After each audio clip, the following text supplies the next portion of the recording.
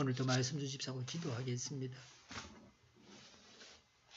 창세기 26장 6절부터 11절까지 보겠습니다. 그래서 이삭은 그랄에 그대로 머물러 있었다. 그곳 사람들이 이삭의 아내를 보고서 그에게 물었다. 그 여인이 누구요?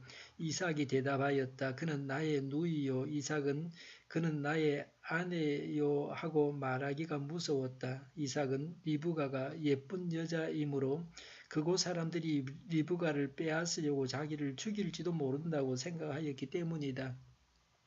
이삭이 그곳에 자리를 잡고 산지 꽤 오래된 어느 날 블레셋 왕 아비멜렉은 이삭이 그 아내 리브가를 애무하는 것을 우연히 창으로 보게 되었다. 아비멜렉은 이삭을 불러들여서 나무랐다. 그는 틀림없이 당신의 아내인데 어쩌려고 당신은 그를 누이라고 말하였소. 이삭이 대답하였다. 저 여자 때문에 제가 혹시 목숨을 잃을지도 모른다고 생각하였기 때문입니다. 아비멜렉이 말하였다. 어쩌려고 당신이 우리에게 이렇게 하여서 하마터면 나의 백성 가운데서 누구인가가 당신의 아내를 건드릴 뻔 하지 않았소. 괜히 당신 때문에 우리가 죄인이 될 뻔하였소. 아비멜렉은 모든 백성에게 경고를 내렸다. 이 남자와 그 아내를 건드리는 사람은 사형을 받을 것이다. 아멘. 본문은 목축업을 하면서 떠돌아다니며 살기 때문에 생긴 문제였습니다. 6절에 그래서 이삭은 그랄에 그대로 머물러 있었다고 했습니다. 이삭은 하나님의 말씀을 듣고 이집트로 가지 않고 블레셋 사람들의 땅에 그대로 머물고 있었습니다. 이집트에는 나일강이 있었고 거기 가면 먹을 것이 있었습니다. 그러나 하나님께서 이집트로 가지 말라고 말씀하셨기 때문에 그 땅에 그대로 머물러서 블레셋 사람의 땅에 살고 있었습니다. 하나님은 말씀에 순종하는 자에게 계속해서 말씀하시고 삶을 인도하십니다. 하나님의 말씀 안에 머물러 있어야 합니다. 하나님의 말씀에 머무는 생활이 신앙생활입니다. 이삭이 거짓말을 합니다. 7절에 보니까 그곳 사람들이 이삭의 아내를 보고서 그에게 물었다. 그 여인이 누구요? 이삭이 대답하였다. 그는 나의 누이요. 이삭은 그는 나의 아내요 하고 말하기가 무서웠다. 이삭은 리브가가 예쁜 여자이므로 그곳 사람들이 리브가를 빼앗으려고 자기를 죽일지도 모른다고 생각하였기 때문이라고 했습니다. 이삭은 아버지 아브라함과 같은 거짓말을 했습니다. 아브라함은 사라가 이복 누이이기도 했습니다. 그러나 리브가는 실제로 동생도 아닙니다. 촌수를 따지면 리브가는 이삭에게 조카가 됩니다. 가르쳐 주지 않아도 부모를 따라서 합니다. 부모가 바르게 사는 것이 중요합니다. 앞사람이 먼저 하면 다음에 따라오는 사람들이 제대로 합니다. 우리 사회의 많은 문제들도 앞에 일을 맡은 자들이 잘못했기 때문에 지금 고통을 당하고 있습니다. 북한에 대한 문제, 일본에 대한 문제가 그러합니다. 한 사람이 바르게 살면 다른 사람도 그 사람을 보고 바르게 살 수 있는 가능성이 있습니다. 한 사람도 바르게 살지 못하기 때문에 세상이 어둡고 죄만 가득합니다. 성경을 바탕으로 바르게 살아야 합니다. 이삭은 하나님보다 블레셋의 악인들을 더 무서워했습니다. 사람에 대한 두려움이 하나님에 대한 신뢰보다 컸습니다. 이것이 문제입니다. 신앙인은 하나님을 믿어서 담대해야 합니다. 두려워하기 때문에 거짓말하고 폭행을 하고 살인을 합니다.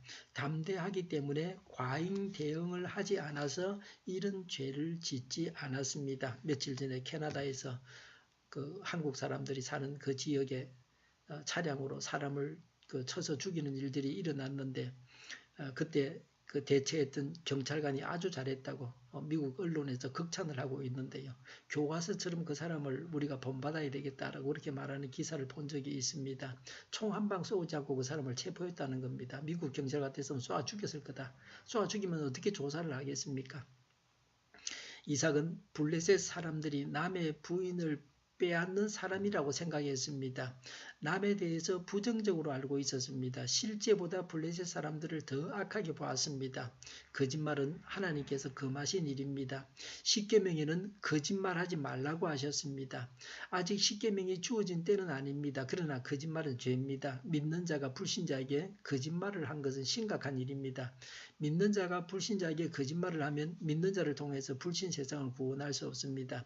거짓말만 하면 서로 신뢰하지 못합니다. 서로 불신하게 됩니다. 진실을 말하고 서로 믿을 수 있어야 됩니다.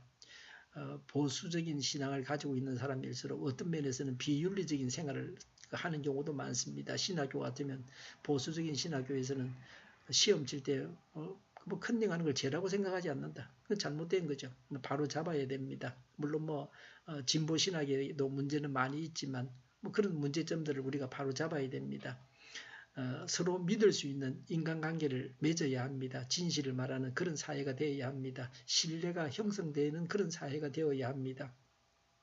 이삭의 거짓말이 탄로가 나왔습니다. 8절에 보니까 이삭이 그곳에 자리를 잡고 산지 꽤 오래된 어느 날 블레셋 왕 아비멜렉은 이삭이 그 아내 리브가를 애무하는 것을 우연히 창으로 보게 되었다라고 했습니다. 아비멜렉에게 잘못이 있었던 것은 아닙니다. 아비멜렉이 우연히 보게 되었습니다. 리브가가 이삭의 아내라고 하는 것이 드러났습니다. 거짓은 드러나게 되어 있습니다. 시간이 흘러가면 진실이 드러나게 됩니다. 그래서 거짓말을 하지 말아야 됩니다. 주로 거짓말하는 사람은 소설을 쓰는 겁니다. 남이 무슨 말을 하면 그게 진실인가를 잘 생각해야 합니다. 어저께도 어떤 사람이 노아라는 이름으로 저에게 카톡을 걸어왔습니다. 그 문자를 보내서 미안하다 그러는데 알아보니까 필리핀에 살고 사업이 어렵고 먹고 사는 게 힘들다 그런 이야기를 하는데 말이죠. 처음에는 자살할까봐 제가 우려해서 경찰을 옆에 모셔놓고 그분하고 계속 카톡을 했었는데요. 그분은 자기가 이제 곧 죽을 거니까 대화를 다 지우라 그랬는데 제가 안 지우고 갖고 있습니다. 자기가 한 거짓말도 자기가 외워야 되니까 만약에 거짓말이라면 말이죠. 9절에 보니까 아비멜렉은 이삭이 거짓말을 한 이유를 물었고 이삭은 자기 아내를 빼앗기 위해서 사람들이 자기를 죽일 것이라고 생각해서 거짓말을 했다고 했습니다. 이삭은 예쁜 아내와 같이 사는 것이 쉽지만은 않았습니다. 아비멜렉은 왕답게 진실을 알기 위해서 이삭을 추궁하려고 했습니다. 10절에 아비멜렉이 말하였다. 어쩌려고 당신이 우리에게 이렇게 하였소? 하마터면 나의 백성 가운데서 누군가가 당신의 아내를 건드릴 뻔하지 않았소? 괜히 당신 때문에 우리가 죄인이 될 뻔하였소라고 했습니다. 이삭의 거짓말로 인해서 다른 사람이 리브가와 혼인을 하게 되면 남의 아내를 빼앗게 되고 맙니다. 블레셋 사람들로 하여금 죄를 짓게 합니다. 무죄한 사람이 죄를 짓지 않도록 배려해야 합니다. 아비멜렉으로 인해서 모든 문제들이 다 해결되어져 가고 있습니다. 이런 점을 보면 아비멜렉은 이삭보다는 더 의롭고 지혜로워 보입니다. 남의 아내를 빼앗는 것은 죄입니다. 남의 아내를 탐내어서도 안 됩니다. 남의 아내나 남편을 가로채어서도 안 됩니다. 11절에 아비멜렉은 모든 백성에게 경고를 내렸다. 이 남자와 그 아내를 건드리는 사람은 사형을 받을 것이다 라고 했습니다. 아비멜렉은 이삭에 대해서 자기 백성들이 어떻게 해야 할지를 분명히 밝혔습니다. 권세자는 권세를 잘 사용해야 합니다. 권세를 주신 분이 하나님이십니다. 하나님의 뜻대로 권세를 사용해야 합니다. 자기 권세를 유지하기 위해서 권세를 가지고 백성을 탄압하고 백성과 싸워서는 안 됩니다. 권세자는 백성들이 죄를 짓지 않도록 법을 세워야 합니다. 하나님의 말씀대로 살아야 합니다. 그리고 거짓말을 하지 말아야 합니다. 기도하겠습니다. 거짓말을 하지 않고 하나님 말씀대로 살게 하옵소서. 우리 동일교회가 만군은집하게 하여 주시옵소서. 예수 이름으로 명하노니 모든 병만은 물러가고 몸의 모든 부분들은 온전하게 될지어다. 지금도 신유의 기적을 베푸셔서 저희의 질병을 고쳐 주시옵소서. 저희와 교회와 이 나라의 민족을 불쌍히 여겨 주시옵소서. 독재 정권이 무너지고 평화 통일을 이루고 민족 번영의 길로 나아가게 하여 주시옵소서. 전쟁 위험이 사라지게 하시며 북한의 핵 문제를 해결하여 주시옵소서. 신앙의 자유를 누리며 살게 하여 주시옵소서. 하나님을 대적하는 세력들이 바로 망하게 하여 주시옵소서. 국회가 하나님이 기뻐하시는 법만을 만들게 하시며 반성경적인 법과 모든 내규들이 적시 철폐되게 하여 주시옵소서. 대통령이 통치를 잘하게 하시며 지진이 일어나지 않게 하시며 출산율이 올라가고 에너지 정책 또 재활용법 정책들을 제대로 세워서 집행하게 하여 주시옵소서. 맑은 공기를 늘 마실 수 있게 하여 주시옵소서. 오늘도 성령님을 따라서 차고 넘치는 삶, 복된 삶을 살게 하여 주시옵소서. 감사와 찬양을 주님께 돌려드리며 예수님의 이름으로 기도하옵나이다. 아멘.